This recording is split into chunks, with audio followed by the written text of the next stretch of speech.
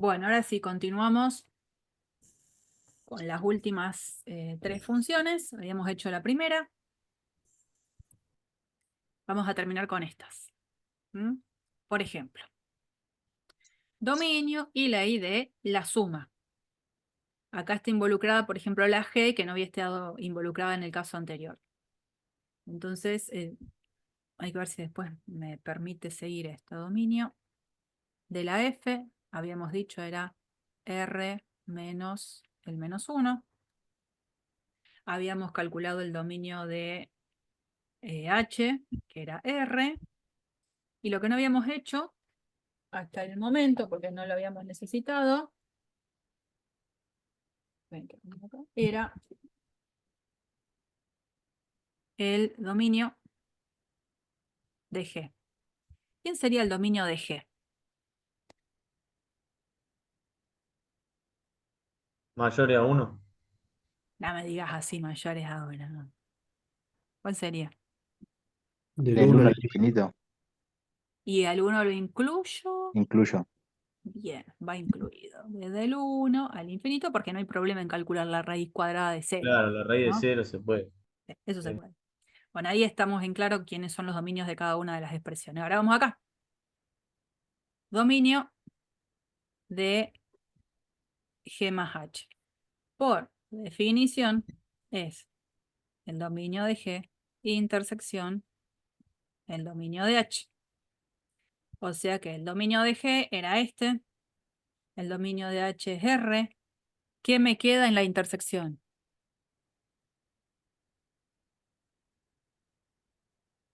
El dominio de G. Justo el dominio de G, porque el de H no me impone ninguna restricción, o sea que acá me quedaría desde 1 a infinito. Bien.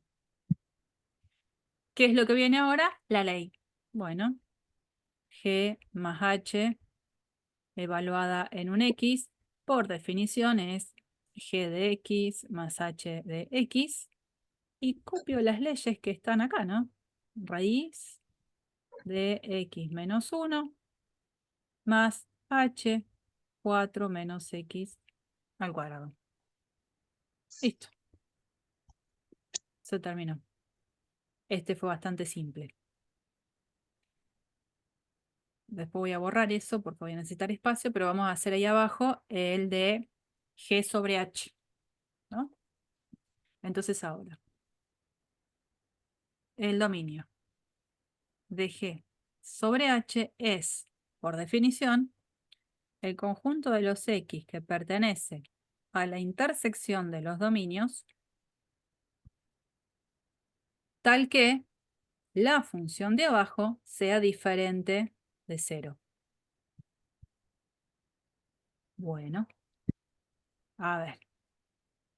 El dominio de G, intersección el dominio de H, fue justo el que hicimos hace un ratito. Esto es el conjunto de los X que pertenece al intervalo cerrado en 1, infinito. Tal que H de X, que tiene esta ley, 4 menos X al cuadrado, sea distinto de 0. Entonces, la pregunta es la siguiente. Para todos los numeritos X que estén dentro de este primer intervalo, para todos ellos, ¿se cumple la segunda condición? Que además 4 menos X cuadrado es distinto de 0. ¿Habrá alguien dentro de este conjunto que voy a tener que sacar? El 2. 2. El 2 y menos 2. Bueno, ahí está esa Ah, 2 y claro, pero menos menos 2. 2. ¿Qué? Ah, no, no, no. No, ¿Qué? no, no, pensé que no se incluía porque en el numerador, digamos, va del 1 al infinito, pero Claro, el menos 2 es cierto que sería un valor que anula a la expresión, pero como no está ni siquiera en el dominio de partida, no lo voy a considerar. Bueno, pero ¿cómo me puedo desenvolver en esta cuestión? Yo me puedo apartar y decir, a ver, 4 menos X al cuadrado tiene que ser distinto de 0. Una forma de resolver esta situación es preguntarme cuándo sí vale 0, ¿no? Entonces me queda 4 menos X cuadrado igual 0. Y después, una vez que identifico quiénes son los valores que me traerían problemas, si alguno de esos valores está dentro del dominio original, los voy a tener que sacar. Capaz que no está ninguno, y a lo mejor no tengo que sacar a nadie. No lo sé hasta que no hago la cuenta. Pues me pregunto para qué valores de x menos x al cuadrado vale 0. ¿Eso cómo lo resuelvo? Puedo pensar así. Este menos x al cuadrado lo dejo a la derecha. ¿Y esto cómo se resolvía? Que lo hicimos en clase. ¿Qué había que hacer ahí? ¿Pasar la potencia como rey? No, ¿cómo era? Raíz cuadrada Ahí, por término. ahí en los dos. Ah, había que aplicar raíz cuadrada a ambos lados. Ahí reía a los dos y después valor absoluto la X. Eso. ¿O no? Sí, sí. Raíz cuadrada. De 4 la calculo. Digamos, raíz de 4 es fácil, es 2. Hay veces que a lo mejor no es tan fácil, capaz que, bueno, uso una calculadora. En este caso, raíz cuadrada de 4 es 2. Y del lado de la derecha, importantísimo, recordar que yo puedo cancelar la raíz con el cuadrado, pero acá no queda x, queda valor absoluto de x. ¿Sí? Eso creo que las chicas en el pizarrón lo hicieron. Raíz de x al cuadrado, simplifico el cuadrado con la raíz, pero me queda valor absoluto de x. Sin embargo, si es primero raíz y el cuadrado es arriba, simplifico la raíz con el cuadrado y queda x, sin necesidad de ponerle las barras de valor absoluto, porque se supone que en este orden, en el segundo, ya el x tiene que ser positivo, porque para eso le aplico la raíz cuadrada. Ojo, son cosas importantes a considerar porque aparecen todo el tiempo. Bueno, conclusión, que el valor absoluto de x sea 2, es que x sea más o menos 2. Estas son mis cuentas auxiliares, que ahora digo, a ver, el 2 y el menos 2 me traerían problemas. ¿Están acá adentro? Y uno sí, el 2. Bueno, a ese lo tengo que sacar. Entonces el dominio, yo lo puedo escribir, no sé, de dos maneras diferentes. Voy a borrar esta cosa acá. Podría escribirlo como este conjunto al que le saco el número 2, y eso sería una buena forma de escribirlo. Y si no, ¿cómo lo puedo escribir también?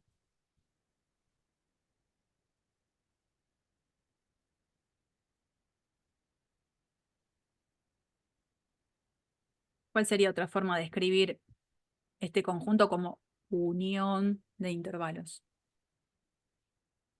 Del 1 incluido al 2 sin incluir. Unión. Desde el 2 sin incluir al infinito. Sí, esa es otra opción. Cualquiera está bien, ¿no? Bueno, esa sería, para nuestro tercer ejercicio, el dominio de la división. Lo que me está faltando es la ley, ¿no es cierto?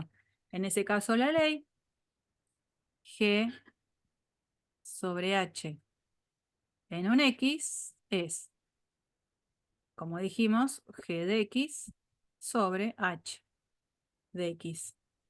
O sea, es la fracción en la que arriba ponemos la raíz de X menos 1 y abajo la expresión de H, que es 4 menos X al cuadrado. Y ya está. Primero dominio, después la ley. Y ahora vamos a hacer el que sigue.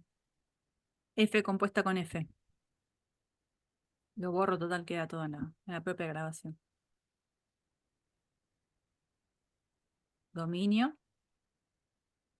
de F compuesta con F. A ver. ¿Qué escribo? El conjunto de los X que pertenecen al dominio de la F. Ay, borré todo y esto también.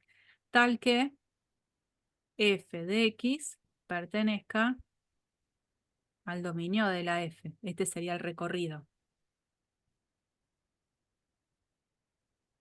El dominio de la f era el conjunto de los x que pertenecían a R menos el menos 1, tal que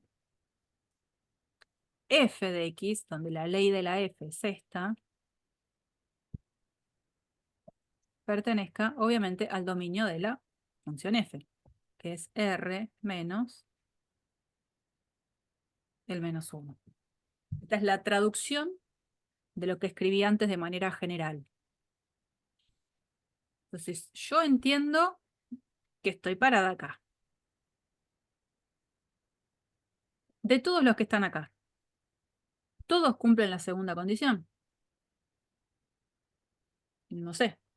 Si hay alguno que no cumple con la condición que tengo al lado, de acá lo tengo que sacar. ¿Qué me preguntaría yo como cuenta auxiliar para trabajar? ¿Para qué x se cumple que esa fracción de menos 1? Claro. Me pregunto, ¿dónde habría un problema? Bueno, me lo pregunto en una cuentita auxiliar, que la voy a hacer acá arriba, y digo 2 sobre 1 más x. ¿Cuándo me da menos 1? Porque si me da menos 1, lo tendría que estar sacando a este valor de x. ¿Qué puedo hacer acá? A ver.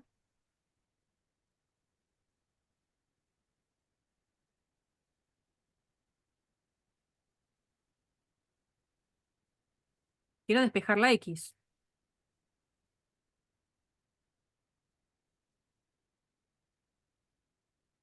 ¿Cómo despejo la x de acá? Esto es una igualdad. Multiplicás por 2 ambos lados.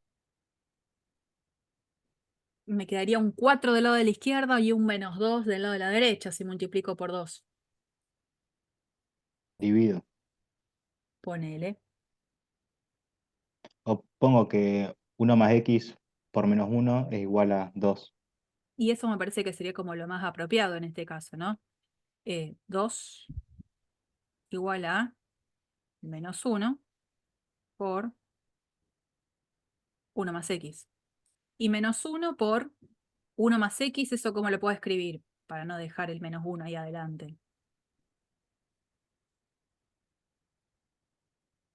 Y pasarlo, multiplicar directamente al otro y te queda menos 1 menos x. Eso. Menos 1 menos x. Bien. Y ahora quiero despejar la x. ¿Qué hago? Pasar el menos 1 como un más 1 al otro lado. Entonces me queda 2 más 1, 3, igual a, Por menos 1, 3 por menos 1 y te da x. bien, entonces menos 3 es igual a x. O sea, ¿cuál es la interpretación de esto? Que si x vale menos 3, esta expresión vale menos 1. O sea, que si x vale menos 3, esta expresión no cumple la condición de estar acá adentro. Por lo tanto, x igual a menos 3 es alguien que tengo que sacar de este conjunto si es que está. Como sí está, lo tengo que sacar. Entonces, el dominio de esta composición es R menos el menos 1, porque de ahí parto, a quien también le saco el menos 3. Una forma de escribirlo es R menos el conjunto formado por el menos 1, menos 3. Todo un conjunto. Llaves. ¿Vamos? Ni el menos 1 ni el menos 3 forma parte de la composición.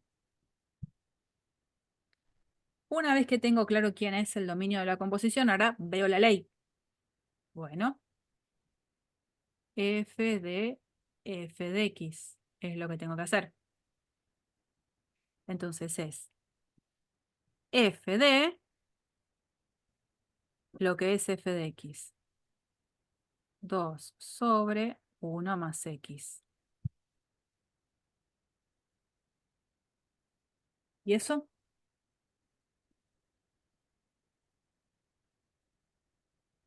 Y ahora sería 2 sobre 1 más 2 sobre 1 más x. Reemplazo en ese x de vuelta la Es expresión. eso, ¿no? Siempre tomen esta idea que será tonta, no me interesa, pero que realmente vale la pena. F en estrellita es 2 sobre 1 más estrellita. El estrellita, ¿ahora qué es? Todo esto. Entonces lo reemplazo. Es 2 sobre 1 más, y ahora el estrellita es todo esto. Bueno, ahora, esto no queda ahí. Pues si no, pues tendría una fracción sobre una suma donde también hay una fracción y capaz que tengo otra fracción. Tratemos de buscarle la vuelta algebraicamente de que si aparece fracción, que sea una sola, no que sea una cadena de fracciones. ¿Cómo lo puedo escribir a esto diferente? ¿Qué se les ocurre hacer? En vez de poner 1, pongo 1 más x sobre 1 más x, puede ser. Bueno, hacer eso es en realidad sumar las expresiones que tengo en el denominador. Es eso, sacar un común denominador. Entonces, 2 sobre, acá me queda 1 más x, y sumo 1 más x dividido, acá hay un 1 más x, por el de arriba 1 más x. Más 1 más x dividido 1 más x, 1 por 2, 2. Reacomodo, esto es 2 sobre, esta es la fracción más grande, y abajo tengo 1 más 2, 3, más x sobre 1 más x. Bueno, pero de nuevo, no quiero fracción de fracción de fracción, quiero una sola. Hacer 2 dividido 3 más x dividido 1 más x, ¿eso cómo lo puedo escribir?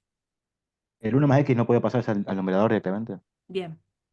¿Por qué? Porque en realidad lo que estoy pensando acá es que tengo 2. Además, la división es multiplicar por el recíproco, así que si Sí, multiplicás por el recíproco, te va a quedar el 1 más x arriba. exactamente. Ese 2, lo que está haciendo iba a ser el paso intermedio, pero bueno, se entiende. Es 2 por esta división, la transformo en por, y en vez de poner esta fracción, pongo su recíproco. Entonces me queda 1 más x sobre 3 más x.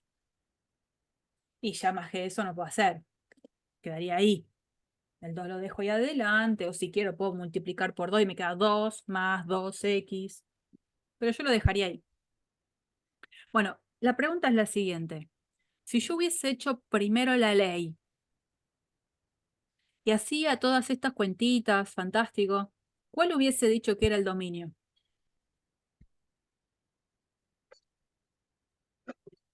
Si solamente Los miro esto. reales menos el menos 3. Y te faltaba el menos 1. Ujú. Entonces por eso, tengan cuidado y háganme caso. Primero calculen el dominio de lo que sea, suma, resta, multiplicación, división, composición, primero dominio, después la ley. Si tienen la carpeta ahí, por favor pónganse grande el cartel. Primero calculo el dominio y después la ley. Porque si no van a tener pesadillas conmigo. Bueno, nada, es machacar sobre esa cuestión. Muy bien. Van a hacer un montón de ejercicios en donde van a ir surgiendo dudas y cuestiones, pero muchas de las cosas que ustedes se habrán dado cuenta acá, mucho pasa por por el manejo algebraico. Hay, por supuesto, una carga conceptual de conceptos nuevos, de cosas que ustedes a lo mejor no sabían, fantástico. Pero si yo no tengo la parte algebraica base más o menos aceitada, probablemente a lo mejor considere que no sé hacer los ejercicios o que considere que no sé cálculo 1. Y no tiene que ver con eso. Tiene que ver con que hay algo de base que estoy fallando, a lo cual tengo que machacar con práctica, práctica, práctica. ¿Eh? Así que bueno, por supuesto que esto se va a poner, sí, cada vez más pesado en conceptos propios de la materia, pero muchas veces creen que no la entienden porque en realidad lo que falta es ese cuidado mínimo en el trabajo algebraico. Cómo manejarme con estas cuestiones de suma, resta, multiplicación de expresiones. Así que, vamos, hay que tener fe en todas estas cosas y laburar para que salga mejor. Bueno, bueno, bueno. Ya hicimos todo lo que nos pedía el ejercicio. Y seguimos un poquito con esto que es nuevo. Vamos a ir presentando, yo creo que las habíamos hecho la presentación el lunes pasado, de los tipos de funciones con los que íbamos a trabajar a lo largo del año. Que empezamos como de menor a mayor en la dificultad. Primero presentamos la función constante, después la función identidad, la función lineal general. Después pasamos a las funciones cuadráticas, polinómicas en general. Y sobre el final de esa clase 1, creo que un poco hasta escupí algunos nombres casi sin detenerme. Ese primer nombre que salió así rápido fue el relacionado con funciones exponenciales. Les dije, están las funciones exponenciales, las trigonométricas, las logarítmicas, se las tiré. Pero no me detuve nunca a trabajar sobre esas funciones. Bueno, ahora empezamos a justamente ir por este recorrido. Vamos a trabajar de manera puntillosa y como corresponde a las funciones exponenciales. Cuando nosotros hablemos de una función exponencial, estamos hablando de una función en donde la base de esta expresión, donde tengo una base y un exponente, ¿no? La base va a ser constante y la potencia es la que va a ser variable. A diferencia de las expresiones que son polinómicas, por ejemplo. En las expresiones polinómicas, uno lo que tiene es habitualmente x al cuadrado menos 5 tercios x a la quinta menos 7x. La variable aparece en la base. Y como potencia tengo un número que es entero, natural. Bueno, acá cambiamos los roles. La base es la que es una expresión constante y la potencia es la que tiene a la expresión variable. Pero para que la función exponencial esté bien definida, esa base tiene que ser un número positivo. No puede ser cualquier número. Ejemplos de funciones son las que están dibujadas por acá, son ejemplos así, bien puntuales. 10 a la x, 4 a la x, 2 a la x, 1,5 a la x, 1/2 a la x, 1/4 a la x, 1 a la x. Ejemplos. Sí es cierto que vamos a ver particularidades que tienen las funciones exponenciales dependiendo de la característica que tenga este número base positivo. Entonces yo lo que voy a hacer, ya que tenemos el campus, y a la vez esto es invitarlos a que todo el tiempo vayan al campus a ver qué cosas nuevas hay o qué cosas están publicadas. En el campus, acuérdense, ustedes tienen dentro de Cálculo 1 los videos y tienen estos que son los recursos de GeoGebra. De esos recursos de GeoGebra nosotros justo habíamos visto el de función lineal y el de función cuadrática. Bueno, ahora ¿qué vamos a hacer? Ver el de función exponencial. Es para que me ayude a interpretar un poquito algún tipo de información relacionada con estas funciones exponenciales. Me dice, ¿cuál es el dominio de una función exponencial? ¿Y cuál es la imagen de una función exponencial? La verdad es que yo lo que podría decir es, en principio, es usar este deslizador y mínimamente recorrer algún rango de valores de A, donde A pues, es positivo. Obviamente con A igual a 0 no sabe qué hacer, hace un dibujo que no tiene sentido, pero nos vamos a ir corriendo con diferentes valores de A y vamos a ver qué hace como gráfica, ¿no? Estos son todos numeritos. Acá están viendo la ley de la función que queda. Va cambiando. Va cambiando. Sigue, sigue, sigue. Voy a seguir avanzando. Como que se va aplastando cada vez más. ¿Y qué pasa si el A llegara a ser 1? Ya es 1. ¿Qué tipo de función tengo? Constante. La constante. Raro pensar que la función idénticamente 1 se pueda ver como una función exponencial. Bueno, sí, es raro, pero se puede ver como una función exponencial. Voy a seguir avanzando en los valores de la A. Lo voy a hacer cada vez más grande, ¿no? Más grande, más grande, más grande. Y así podría seguir avanzando. Bueno, la idea es que empecemos a ver algunas particularidades. Primero, por lo que yo fui haciendo acá, valores de A entre 0 y 1, hasta que llegué al propio número 1, que me quedaba constante. Después empecé a tomar valores de A más grandes que 1.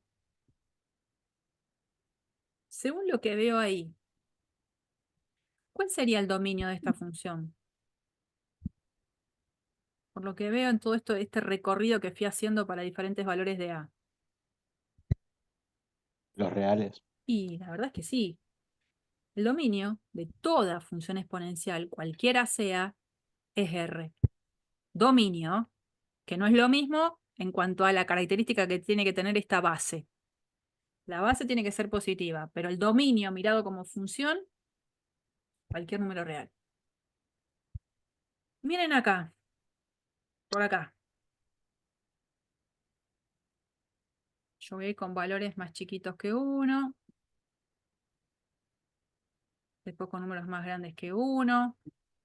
¿Qué pueden ver en ese sector? Por acá.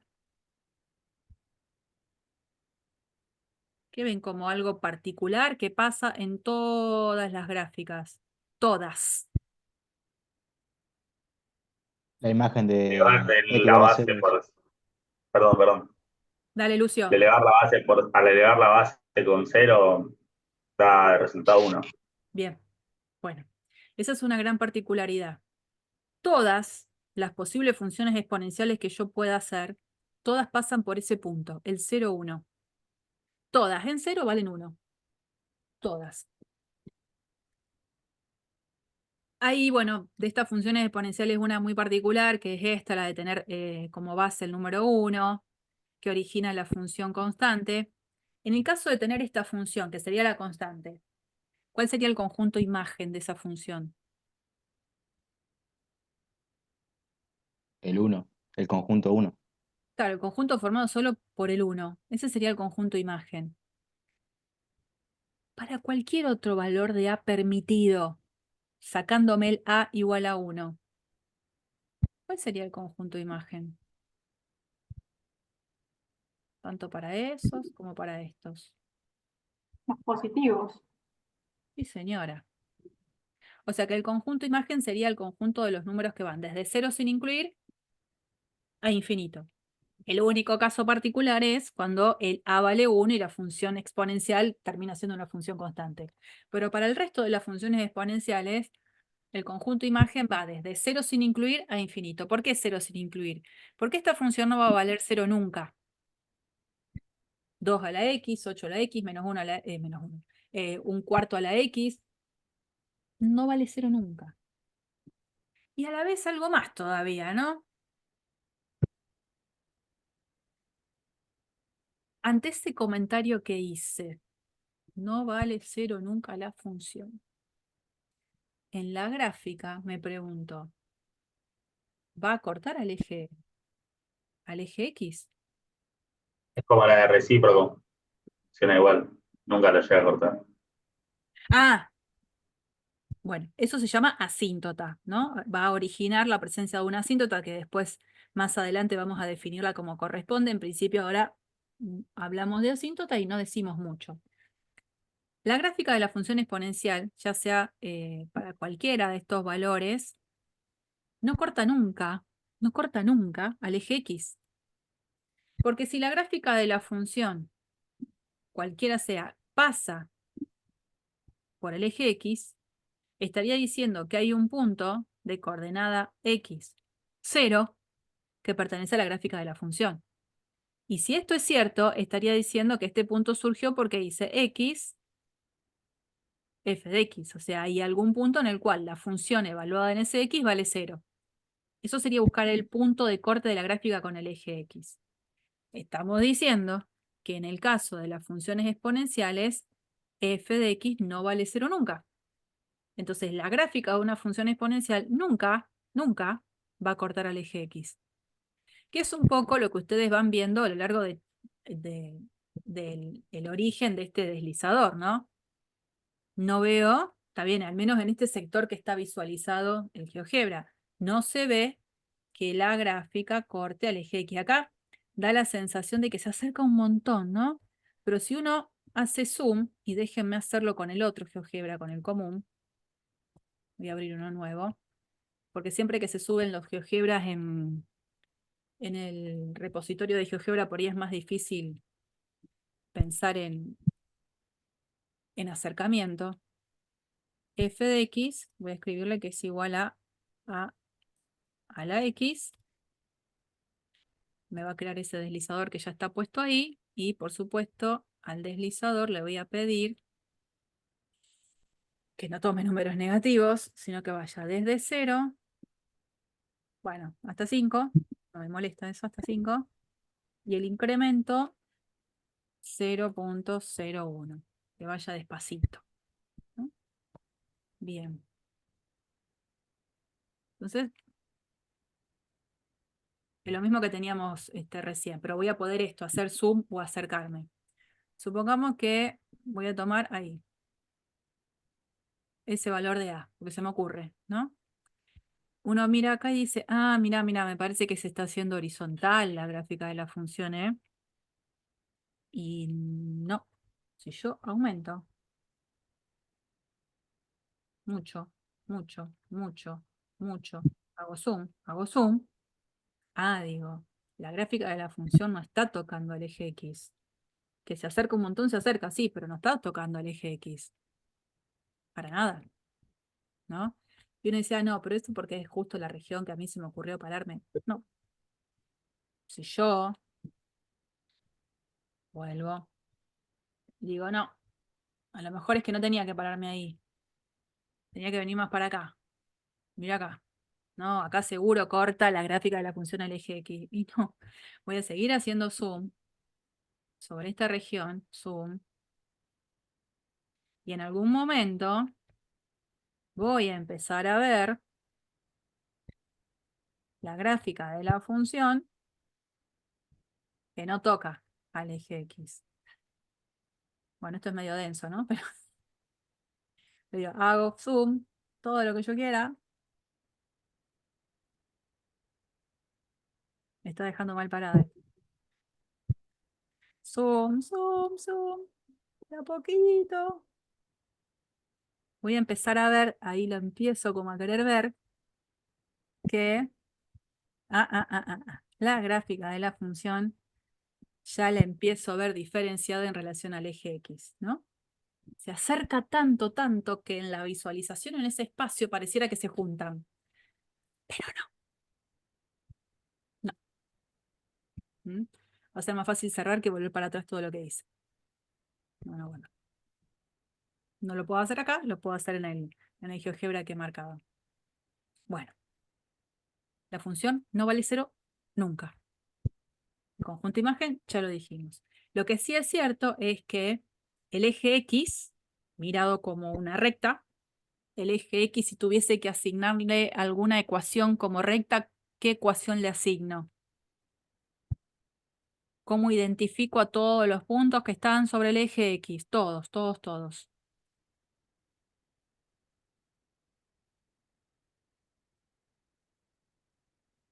Una particularidad que solo tienen todos los puntos que están sobre el eje X. Su imagen es 0. Sí, en realidad cuando vos hablas de imagen es porque estás pensando en una función. Ahora es independientemente de una función, ¿no? Era pendiente de sea 0. De la Bueno, recta, digamos. algo más que eso. Porque una recta horizontal cualquiera también tiene pendiente 0. Ah, claro, de verdad. Específicamente, todos los puntos que están acá. Si yo quisiera nombrar un punto sobre el eje X, decime un punto cualquiera del eje X. 7. No, punto, coordenadas. Ah, 0, 7. ¿Cómo? ¿Cómo? O 7, 0. Otro. 3, claro, todos tienen coordenada ahí 0. Entonces, bueno, I igual 0 sería la ecuación que identifica a todos los puntos que están sobre el eje X. Bueno, esa recta se va a decir que es una asíntota horizontal de la gráfica de la función exponencial, siempre y cuando no tome justo a la función exponencial rarísima 1 a la x. Porque si considerara la función 1 a la x, esta misma ya es constante. Esta no va a tener al eje X como asíntota horizontal. El resto sí. Y todavía hay algo más que se puede hacer en cuanto a la característica que tiene la función exponencial, dependiendo de si el a es mayor que 1 o si el a está entre 0 y 1. Si el a es más grande que 1, todas esas gráficas posibles que fui haciendo y que puedo seguir haciendo, ¿no? Tiene una particularidad que no la tienen o que es diferente a la particularidad que tienen cuando la base está entre 0 y 1. ¿Qué veo? Base entre 0 y 1, base más grande que 1. Base más grande que 1, base entre 0 y 1. De todas las Cuando cosas está que... entre 0 y 1 es decreciente. Y cuando es mayor a 1 es creciente. Sí, exactamente. Cuando el A está, y cuando digo está es mayor que 0 y menor que 1, en ese rango, las funciones como estas son decrecientes. Mientras que cuando la base es más grande que 1, todas van a ser crecientes. También importante como condición a destacar. Cuando tengan la oportunidad de venir acá, pueden escanear el QR y van a derivarse a un par de ejercicios relacionados con funciones exponenciales. Y ahora miren esto. Supongamos que estoy en este apartado D. Dice, ¿qué relación hay entre las funciones exponenciales a la x y 1 sobre a la x? O sea, 2 a la x, 1 medio de x. 3 a la x, 1 tercio de x. Como ahí no voy a poder trabajar, creo, voy a venir a esto. Supongamos que quiero escribir f de x igual a 2 a la x. 2 a la 4, 2 a la x. Ahí tengo la gráfica, ¿no? 2 a la x. Y ahora quiero g de x igual a 1 medio a la x. Ahí las tengo a las dos. Bueno, voy a hacer... Son recíprocos, Son, opuestos, recíprocos, algo de eso. no son ni opuestos ni recíprocos, pero bueno, algo estás viendo. ¿Qué sé yo? 3 a la x. Y ahora vamos a poner 1 tercio a la x. A ver, dejo Son opuestas con visible. respecto al eje Y. ¿Cómo decís? Son opuestas con respecto al eje Y. No se dice opuesta. ¿Cómo se dice? Dejo las otras dos.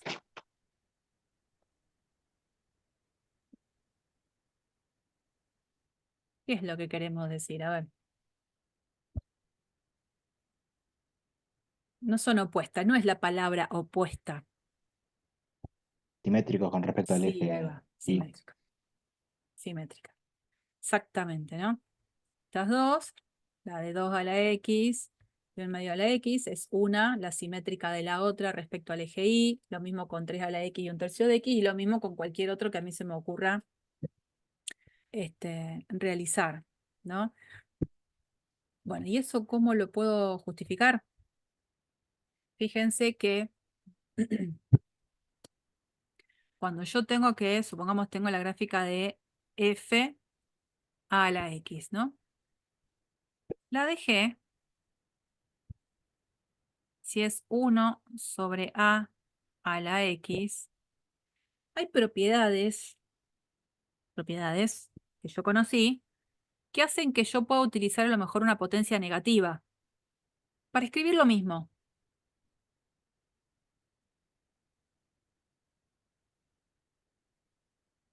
Un medio lo puedo escribir como 2 a la menos 1, por ejemplo. Uso una potencia negativa.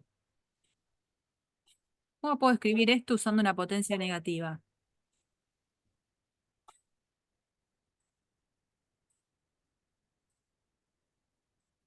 La base sobre menos X. Sobre menos X. Perdón, la base no, perdón, sobre no. La base elevado a la menos X. La base es 1 sobre A. Bueno, perdón, el A elevado a la menos X. Ahí va. Si yo lo escribo así, que estaría muy bien, resulta que A a la menos X, pensando en la F, es haber hecho F en menos X. O sea, la función G, que es 1 sobre A a la X, gracias a que la puedo disfrazar como A a la menos X, no es más que, al involucrar a la F, hacer F en menos X. Y siempre que yo tenía que hacer la gráfica de F en menos X, lo que estuve viendo hace un rato, es que lo que tenía que hacer era, a la gráfica de la F, reflejarla respecto al eje Y. O sea que naturalmente estaba bien que eso suceda. Gracias a este disfraz que se le puede dar a 1 sobre A a la X, era obvio que la gráfica de esta nueva función no era más que el reflejo de la función f, de la gráfica de la función f, respecto al eje Y. Es coherente que eso suceda. Está bien que suceda. ¿Mm? Bueno, muy bien. Muy bien, muy bien. Vamos a continuar con esto. Bueno, todo eso que fuimos diciendo está todo expuesto acá. Digamos, no hay nada que se haya olvidado. Lo restante, digamos, es que ustedes tomen la costumbre de entrar al campus y ver qué recurso les puede dar una mano para poder pensar diferente cada tema. Y no nos olvidemos en esta pantallita, esta parte final, de las propiedades que las vamos a estar usando todo el tiempo, ¿no? Si yo tengo A a la X por A a la Y, eso lo puedo expresar en una sola base A con la suma de los exponentes. Si tengo A a la X sobre A a la Y, lo puedo expresar con una sola base A la resta de los exponentes en orden, el de arriba menos el de abajo. Si tengo A elevado a la X y todo eso elevado a la Y, o sea, potencia de potencia, las potencias se multiplican. Y si tengo un producto de dos expresiones, las cuales las dos están elevadas en ese producto a la X, no es más que distribuir básicamente esa potencia. Puedo escribirlo A a la X por B a la X. Propiedades que no son desconocidas, pero que, bueno, hay que machacar bastante para que no se las olviden, porque las van a usar todo el tiempo. Bien. A partir de ahora, yo puedo pedir, por ejemplo, que trabajen con estos ejercicios de traslaciones de funciones con funciones exponenciales, ¿no? Supongamos, yo vengo acá, esto ya no me importa, tampoco, esto tampoco, ¿no? Tengo la gráfica de la función 2 a la X. Y solo por pedirles algo nomás. ¿Qué pasa si yo les pido que hagan la gráfica de No, acá. F de X más 1.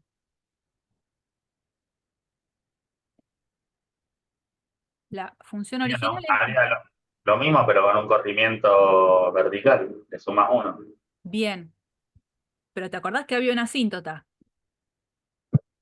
Y la asíntota va a subir 1, va a Bueno, estar en el 1 en vez bien, del 0. bien. De eso no me tengo que olvidar. Es cierto que corro toda una unidad hacia arriba, entonces este se viene acá, este se viene por acá, este se vendrá por acá, todo bien. Pero muchas veces en esa cosa de hacer rápido, uno termina diciendo, ah, bueno, pero tiene la misma forma, entonces ¡chan! Se viene acá.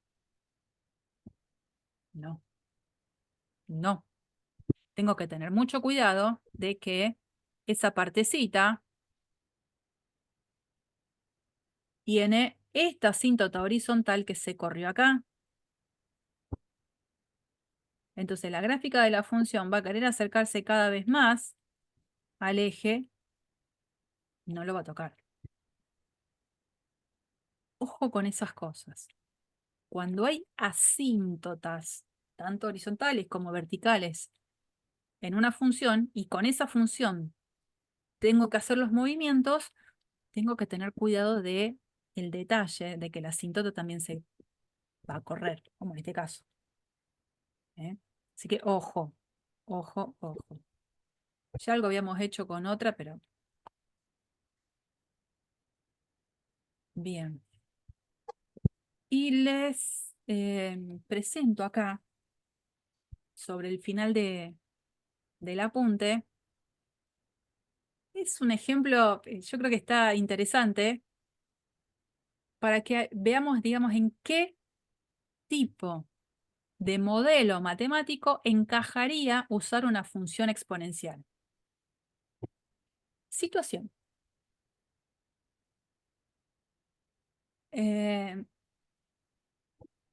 Real, ¿eh?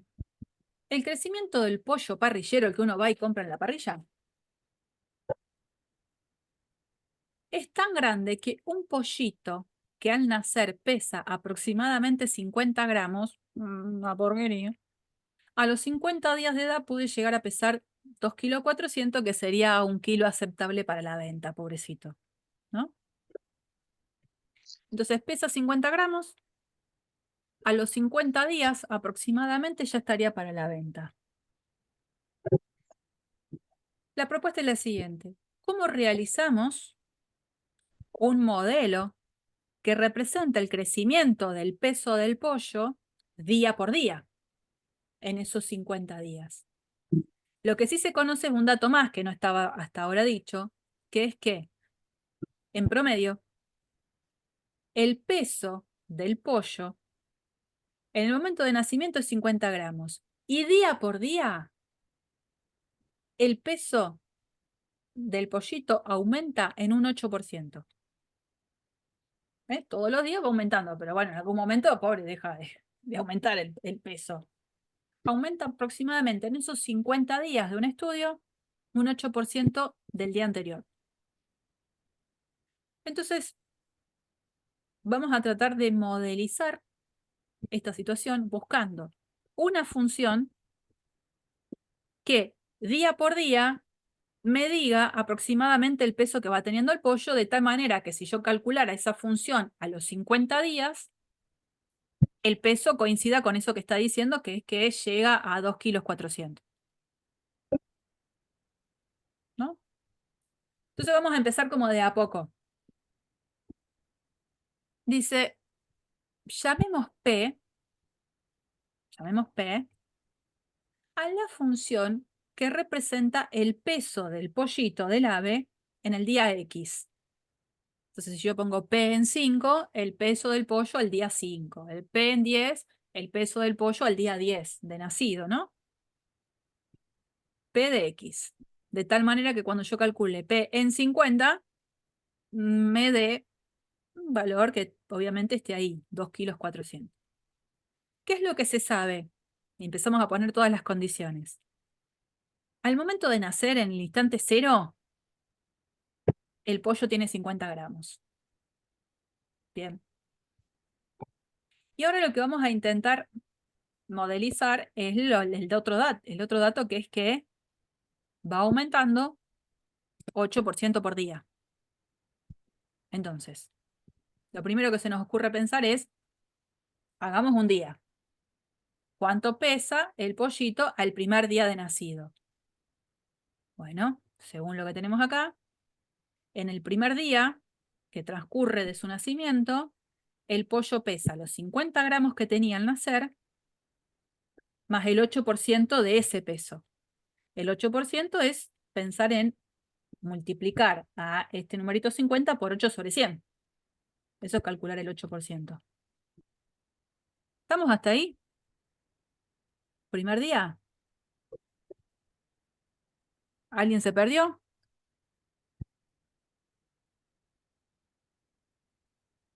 No, no, no. ¿Qué hacemos acá? Reescribimos a lo mejor de una manera apropiada. Acá yo tengo, una vez que interpreté este primer paso, que era el peso del primer día más, perdón, el peso de nacido más el 8% del peso que tuvo al nacer, ese paso es importantísimo, entender esto. ¿Qué viene después? Y escribirlo de una manera apropiada para lo que después quiero concluir. ¿Cuál sería esta manera apropiada? Y me doy cuenta que acá hay dos términos, el 50 y el 8 sobre 100 por 50. Digo, hay algo que puedo sacar factor común. El 50. Lo saco factor común adelante. Y multiplico por lo que quedaría de sacar factor común adelante, el 50. 1 más 8 sobre 100. 8 sobre 100 en la expresión decimal es 0,08. O sea, que lo que está dentro del paréntesis sería este 1,08, 1 más 0,08 por 50.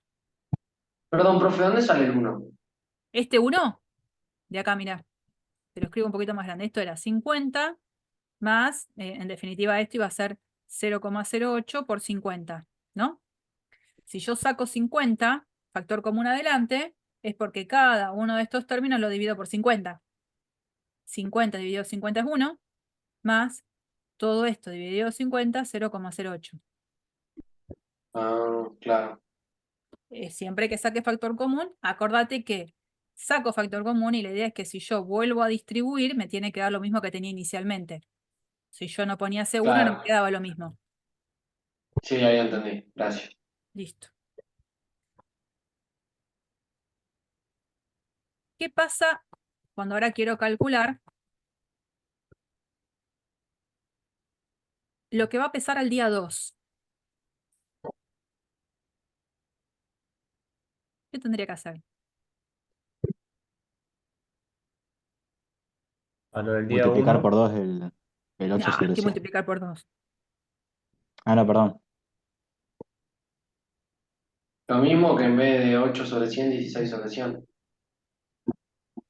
En realidad, siempre lo vamos a pensar concatenado con el día anterior para poder encontrar la conclusión que necesito.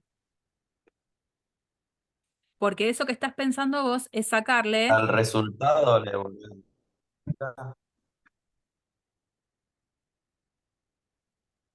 Lo que El alguien dijo al resultado que te dio. principio, perdón, ¿no? Antes de comenzar, alguien dijo 50 más 16, dijo, por esto. No sería correcto porque no Sí, sí, estaría... ya me di cuenta Ah, el ok, error. Luca, listo. ¿Cómo sería calcular el peso en el día 2?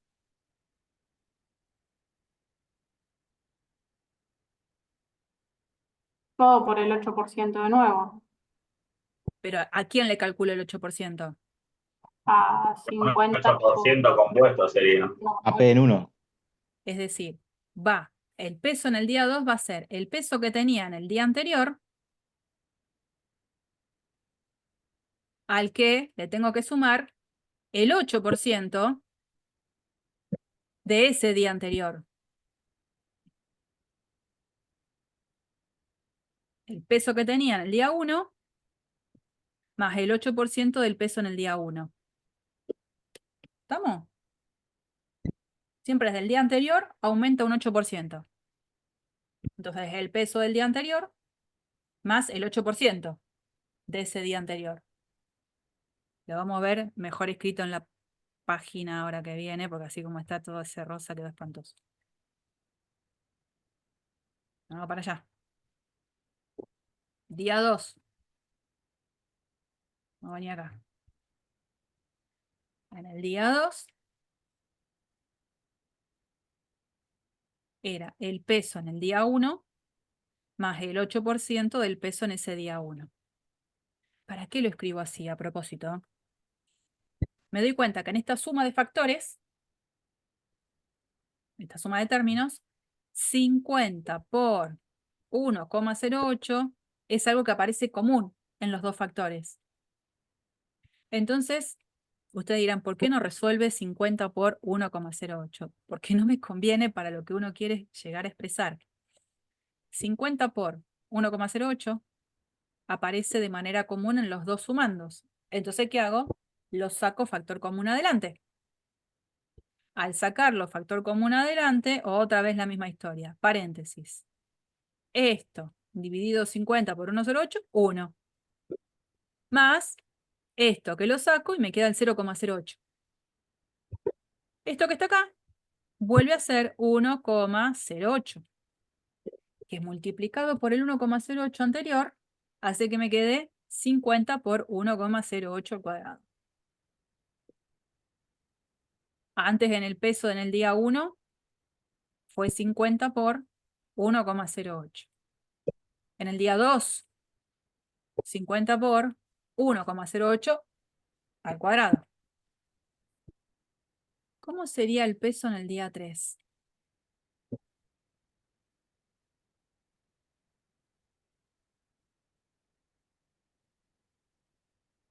¿Cómo sería el Hicieron lo peso? mismo, pero a la 3. Pero así antes todos de los hacer días. esa, que está bien lo que estás diciendo, pero suponete que yo no me di cuenta todavía de eso y lo tengo que calcular en función del Lo peso que mismo, tengo. pero el día 2. Y bueno, decime, porque todo el mundo me dice es lo mismo y lo mismo yo quiero saber lo que me dicen. A ver, 50 por 1,08 al cuadrado más 8 sobre 100, 50 por 1,08 cuadrado. bien.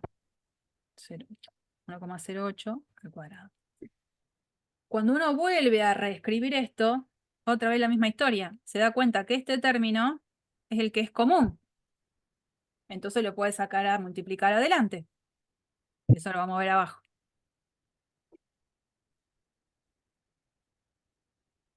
Está acá. Lo que me decían ustedes, el peso en el día 2 más el 8% del peso en el día 2. Esa expresión es la que saco factor común adelante y otra vez me vuelve a quedar multiplicado por esto que es 1,08. Que multiplicado por el anterior queda 1,08 al cubo. Bueno, ya me doy Entonces se hace cuenta. 1,08 con exponente 50. Exacto. 50 por 1,08 con exponente 50. Y ahí te tendría que dar, ¿o no? Bien, se supone que la idea es que si este modelo que estamos haciendo funciona, es porque la forma de calcular el peso del pollo al día X sería 50 por 1,08 elevado a la X. Y ahí llego, que es lo que va a estar escrito después al final sobre este apunte, a ese modelo del que se habla de función exponencial. Que cuando yo uso el X50 y hago la cuenta, va a dar un valor aproximado a ese 2,4 kilos que tiene el pollito para ya hacerlo, bueno, a la parrilla. Pobrecito, ¿no? Bueno, esa es un poco la idea. Uno tiene entonces acá este modelo y bueno, si tiene ganas va a ir calculando a medida que van pasando los días. Al día 40 tiene 1086 gramos, bueno, al día 50 haciendo este modelo tiene 2345 gramos, que sería más o menos ese 2,4 kilos. Y entonces uno dice, bueno, este modelo la verdad es que podría ser considerado como un buen modelo para predecir el peso del pollo en cualquiera de los días que está desde el día de nacimiento hasta el día 50. Bueno, esta sería una forma, solo un ejemplo, no es el único, hay un montón de otros ejemplos más, en el que modelar una situación con función exponencial, quedaría bien. Hay otros modelos de problemas que se pueden modelar con funciones lineales. Digamos, existe otra situación. En este caso sería para función exponencial. En la práctica, me parece, o en el libro, hay otra propuesta que sería interesante que la puedan ver.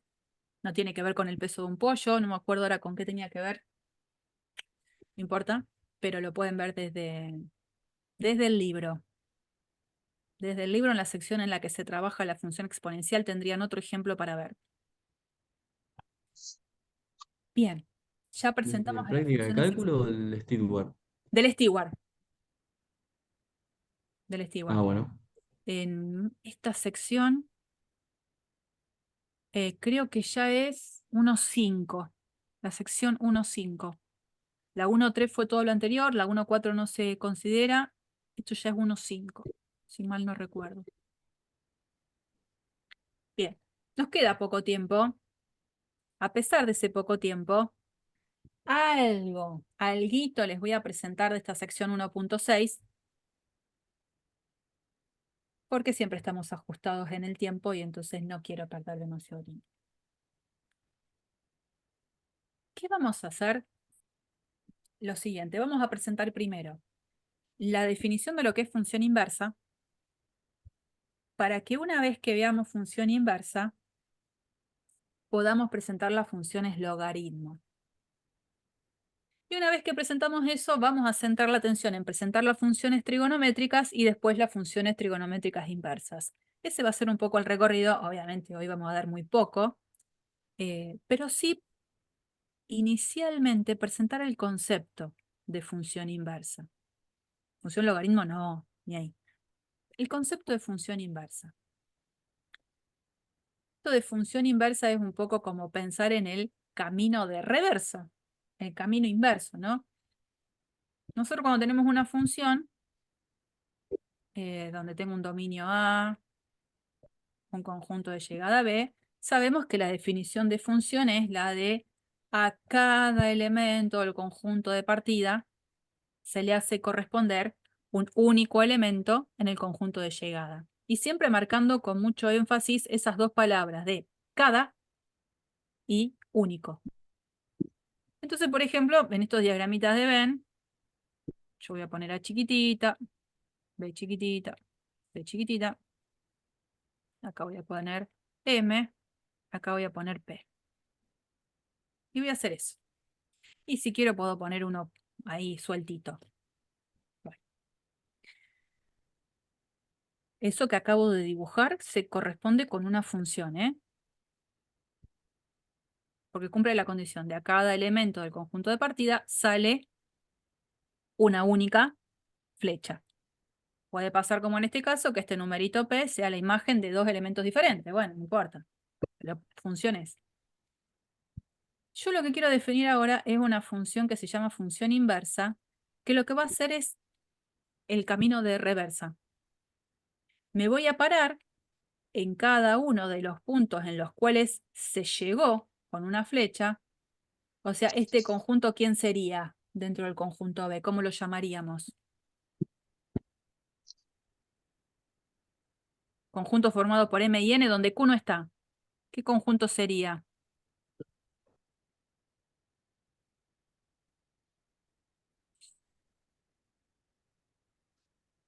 El rango. Bien, rango o conjunto imagen. Perfecto. Me voy a parar ahí. Y voy a decir, ¿tendrá sentido pensar en un camino de reversa, de vuelta, que cumpla la condición de ser función? Que a cada elemento de este conjunto yo le pueda asignar un único elemento en el conjunto de llegada. O Es sea decir, que tenga la imagen del dominio de la función f sea el dominio de la inversa de f. sí, eso es lo que estoy tratando de hacer. Definir una nueva función, que va a ser la que yo después voy a llamar función inversa, que cambie los roles. Ahora me voy a parar como conjunto de partida en el conjunto imagen de la función. Y manteniendo las mismas flechas, ver si le puedo asignar el sentido opuesto. Y que lo que quede sea una función. Digo, si en este mismo dibujo asigno las flechas con el sentido contrario, me quedaría esto así, me quedaría esto así y me quedaría esto así. Eso que acabo de dibujar con la flecha en ese sentido pensando que acá es mi dominio, ¿se corresponde con una función? No, No, porque a Q no se le. A P se le pondrían dos, que nunca, no se le pueden poner dos, y a Q no se le pone No, no, ninguno. el Q no me interesa porque no me estoy parando en Q, me estoy parando acá, en el conjunto imagen. Ok, yo Perdón. parto de ahí. Claro, el dibujo de flechas no representaría una función. ¿Por qué P se corresponde con dos imágenes? No.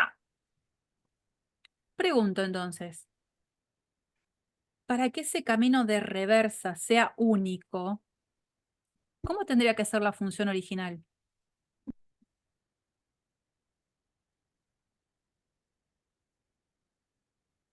Inyectiva. Tiene que ser inyectiva, que la relación sea 1 a 1. Y por eso es que ustedes van a ver acá el recordatorio de lo que era una función inyectiva. Porque si la función es inyectiva, y supongamos que lo arreglo, digamos, para que esto funcione, saco S,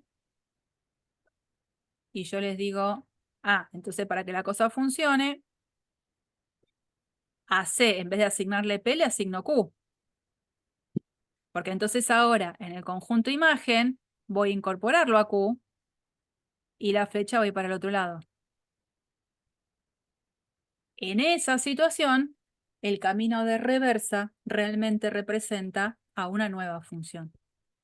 Y esa función es la que la vamos a llamar f a la menos 1. Y eso es una notación. Quedó medio fea la expresión ahí, como me quedó escrita. Así como marco este simbolito acá, f, acá escribo f a la menos 1. Y no es una potencia en sí, es solo una notación. Es como si todos ahora nos ponemos de acuerdo y decimos, bueno, a ver, chicos, ahora, a partir de ahora, la función inversa la llamamos j. Se nos ocurrió a todos llamarla j, bueno, cada vez que hablemos de j, estamos hablando de la función inversa de f. No, en todos los libros, ustedes van a ver que la forma en la que todo el mundo matemático se pone de acuerdo para identificar a la función inversa de f es a partir de esta notación. F a la menos 1. Eso es como un nombre y apellido cerrado. No tengo que pensar que tengo una potencia a la menos 1. Ojo con eso. Bueno, una vez que se entiende un poco la idea de hablar de función inversa, que tenemos que pedirle a la función original que sea inyectiva, porque si no es inyectiva no tiene sentido hablar de función inversa, escribimos la definición. ¿La definición cuál es? Esta. Sea f una función 1 a 1, o sea, una función inyectiva, con dominio el conjunto A, y como rango o conjunto imagen el conjunto B, que es el dibujito que yo les hacía antes. Este es mi conjunto dominio, mi conjunto imagen de la F. Si la función es inyectiva, vamos a poder definir una función que se llama función inversa, donde esta es la notación, donde la función inversa ahora lo que hace es invertir los roles de dominio y de conjunto imagen. El dominio de la F1 es el conjunto de llegada de la función original. El conjunto imagen de F a la menos 1 va a ser el conjunto A. ¿Y cuál es la definición? Porque acuérdense que cada vez que nosotros hablamos de una función, hablamos de tres cosas: conjunto dominio, conjunto de llegada y ley de asignación. Bueno, acá presentamos que la función inversa tiene dominio AB como conjunto imagen A, vuelve, y la ley ¿cómo se comporta? Bueno, la ley de f a la menos 1 aplicada a un y me devuelve un x en la medida en la que f de x me haya dado y. Es decir, que si yo acá pongo a y pongo M, ¿yo qué digo ahí? Que f de A es igual a M. Y a la vez digo que la función inversa aplicada a M es igual a A. Usa el mismo camino, nada más que de vuelta. Importante, importante, los roles que cambian. El dominio de f a la menos 1 coincide con el conjunto imagen de f. Y el conjunto imagen de f a la menos 1 coincide con el dominio de la función f. Se cambian los roles. En este caso, también resulta importante estas observaciones, y con estas observaciones voy a terminar hoy, quédense tranquilos. Primera observación, la que estábamos diciendo hace un rato. F a la menos 1 es una notación de la función inversa, es la forma en la que identificamos a la función inversa. Pero cuando hable de f a la menos 1 de x no quiere decir esto, que es el habitual error que comete todo el mundo. Si yo a ustedes les quisiera hacer referencia de esta fracción, esto sí es una fracción, usando una potencia menos 1, ¿cómo la tendría que haber escrito? Bien.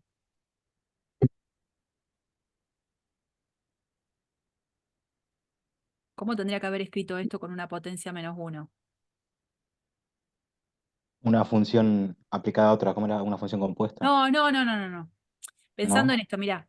Ah, Un medio yo lo puedo escribir como 2 a la menos 1. Bueno, 1 sobre f de x. ¿Cómo lo puedo escribir usando una potencia negativa?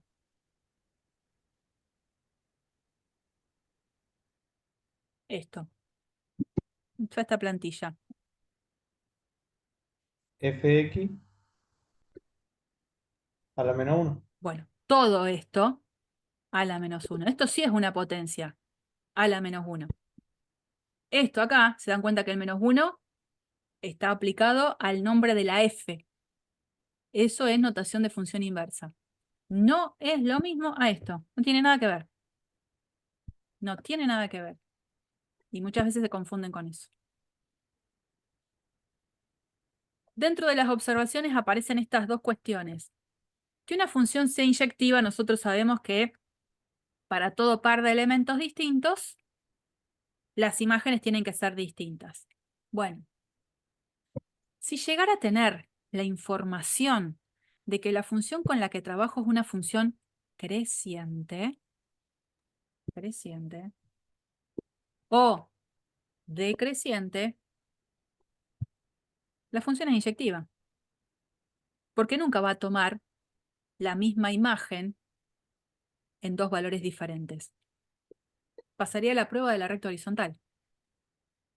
Entonces, si tengo el dato de que una función es creciente, automáticamente sé que es inyectiva. Y si es inyectiva, tendría derecho a hablar de función inversa. Lo mismo si es decreciente. Y estas dos últimas observaciones son muy importantes. Con esas vamos a terminar. Nosotros teníamos acá el dominio, la imagen, y acá tenía la f. Entonces acá tenía x y acá tenía y. Hay solamente un par de numeritos, ¿no? La f a la menos 1, ¿qué es lo que hace? F a la menos 1, lo ponemos acá, y lo que hace es básicamente usar el mismo camino, pero para allá. Entonces sabemos que si f de x es igual a y, es básicamente porque f a la menos 1 de y me devuelve el propio x. Miren qué es lo que vamos a hacer acá. Vamos a hacer una composición. Vamos a hacer la función inversa evaluada en f de x. Esto es una composición. El cerito ese chiquitito es la composición. Y como siempre, cuando yo hago una composición, empiezo desde adentro hacia afuera, ¿no? Entonces, si yo a la x le aplico la f, ¿a dónde voy a parar? Si a x le el aplico conjunto f. imagen. En al vez- conjunto imagen. Y específicamente en este dibujo orientativo, ahí. O sea, esto me da I. Y cuando a la I le aplico f a la menos 1, ¿a dónde me lleva? de vuelta a Al- X. A la X de nuevo. Entonces, esta composición, f a la menos 1 compuesta con f en X, me devuelve el propio X. Pero, por supuesto, siempre y cuando esté acá adentro. Porque es de donde parto. Ahora hagamos al revés. No lo voy a llamar X, lo voy a llamar Y. F, compuesta con f a la menos 1 en un X. Yo voy a escribir f, evaluado en f a la menos 1 de Y. Le voy a poner a propósito el Y. Ahí le aplico lo primero, f a la menos 1. Entonces, si a la Y le aplico f a la menos 1, me lleva a X. O sea que esto es X. Y si a eso le tengo que aplicar f, cuando aplico f a X, ¿a dónde me lleva? Ahí. Ahí. Esto me está diciendo que f evaluado en f a la menos 1 de rectangulito es el propio rectangulito en la medida que el rectangulito pertenezca a lo que sería el dominio de f a la menos 1, que es la primera función que le aplico. Entonces es común, y nos vamos a acostumbrar mucho a eso, que si bien acá con la letra I era fácil de entenderlo porque era propio del dibujo, como es una variable, el nombre de una variable, es habitual que le pongamos como nombre de la variable X. Por supuesto, poniendo que la X pertenece al dominio de f a la menos 1. Es solo una forma de llamar a la variable. No es que acá me equivoqué y puse X cuando tenía que haber puesto Y. Si les ponía Y, estaba fantástico. Si le ponía X, estaba fantástico. Y si ponía A, también. Es un nombre de la variable. Y importante entonces que cuando hago también f compuesta con f a la menos 1, evaluada en un X, me devuelve el mismo X. Entonces uno dice, mira, acá hago la composición en este orden y acá hago la composición en el otro orden y las dos evaluadas en X me devuelven el mismo X. Habíamos dicho hace un rato que f compuesta con g y g compuesta con f no necesariamente iban a ser iguales. Lo que sucede acá es que en ese caso particular de hacer la inversa compuesta con f o la función compuesta con su inversa, en un X me devuelve el mismo X. Las dos expresiones de composición tienen la misma ley. La misma ley. Ahora, que sean iguales como funciones es decir mucho, porque ustedes saben muy bien que dos funciones son iguales si tienen el mismo dominio, el mismo conjunto de llegada y la misma ley de asignación. Lo único que quiero que de acá se lleven hoy y que vamos a seguir machacando a lo largo de todas las clases es esta. F a la menos 1 compuesta con f en un X me devuelve el mismo X en la medida en la que el X esté en el dominio de f. Y f compuesta con f a la menos 1 de alguien me devuelve el mismo alguien en la medida que ese alguien esté en el dominio de f a la menos 1. Eso es lo que necesito que se acuerden. ¿Estamos? Bueno, solo empezar. Por supuesto que esto no termina acá, hay mucho más que decir de función inversa, pero por hoy es más que suficiente, ¿no? Voy a parar acá.